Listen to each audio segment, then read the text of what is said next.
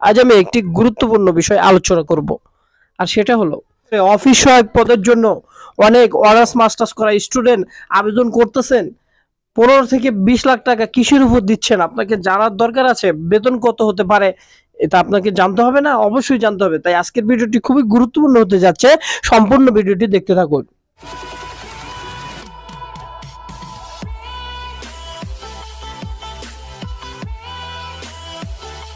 Office সহায়ক হলো 20তম গ্রেডের বিভিন্ন সরকারি, আধা সরকারি অথবা বেসরকারি প্রতিষ্ঠান, দপ্তর, অধিদপ্তর, মন্ত্রণালয়ের চাকরির পদ।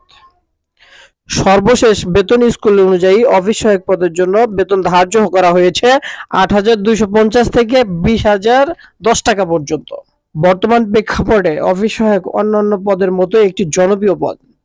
আমাদের পরিবারে মা যেমন খাওয়া দাওয়া, ঘর গোছানো, পরিবারের সদস্যদের যত্ন নেওয়া ইত্যাদি সকল কিছু করে থাকে, ঠিক তেমনি অফিসে একজন অফিস সহায়ককে মায়ের ভূমিকায় প্রতিনিধিত্ব করতে হয়।